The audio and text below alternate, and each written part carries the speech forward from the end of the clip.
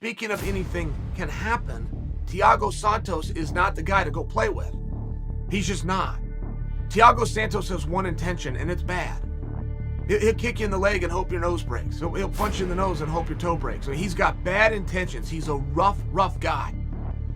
I've spoke to him. I'll personalize it. I've spoke to him one time in my life.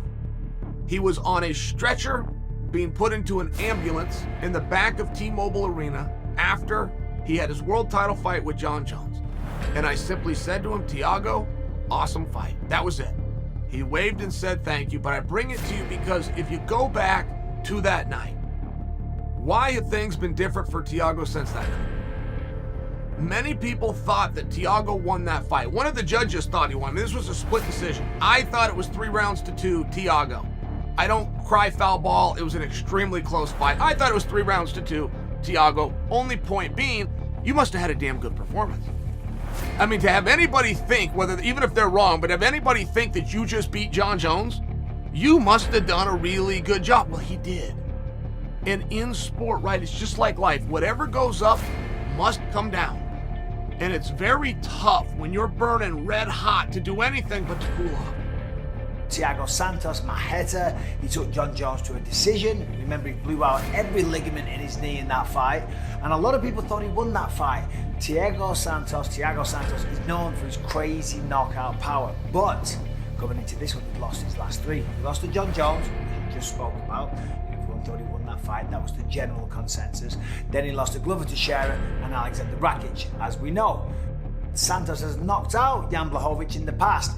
Thiago Santos is the real deal. He's got a capoeira background and he has got absolute dynamite in his fists. Johnny Walker, same thing. 6'6", an 82-inch reach, a tall man, unpredictable, that exploded onto the UFC, but also lost some fights as well. Thiago Santos came into this on a 3-fight losing streak. I fortunately never experienced that, but I can only imagine. Imagine you're Thiago Santos. Imagine you're in the best fight promotion in the world. You're fighting John Jones, the greatest of all time, and you take him 5 rounds. You blow out every ligament in your knee and you almost win, but you don't. You lose. It doesn't matter how close you are. You lost. You damage your knee. You take some time out. Then you come out. You lose against Glover Teixeira. Then you lose against Alexander Rakic. You're on a 3-fight skid, and we know a lot of the time, 3 fights, you're out the door. This is how Thiago pays his bills. But Jamahal Hill's got power. The guy's lanky, but man, he can swat, and Johnny Walker's chin has been dented. And it's funny because he didn't get hit on the chin with that shot. The one that hurt him was off of that temple. It doesn't look like a whole lot, but it shut him. And the way he fell, and then the next shot he took, it was like, oh, you didn't need that one. Jamahal Hill, that's a big win. That's 2 in a row. He's looking good. The guy can fight on the feet because he was marching Johnny down. He was just crushing the space on him. And, you know, Johnny's got that long frame and he's got that beautiful front push kick that he uses and stuff. But he was never in a position to do damage to Hill during their encounter in that first round. He was always on the defense, really. Although there was some offensive technique, he was not comfortable. You could tell that he was not comfortable with what was happening and the way that Hill was approaching him. Let's be honest, Jamahal Hill had the one setback against Paul Craig. Anyone can get caught, especially against a good grappler, which Paul Craig is. Got his arm snapped. That shows, you know what, he wasn't a guy that was giving in, wasn't giving up. He had to snap his arm for the fight to end. That's when the referee ended it because his opponent was so tough, even getting his arm snapped, did not quit. You know, that's a tough dude. That's his only loss, his only setback in his career.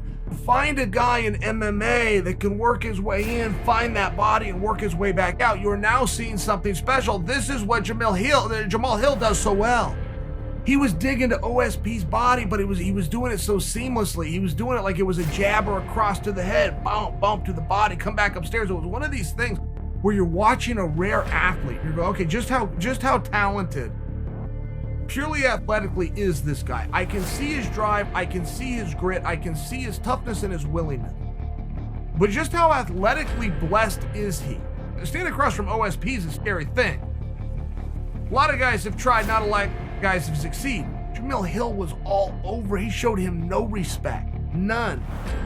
He showed OSP the kind of lack of respect that OSP used to show to other guys when he was getting his run through the business.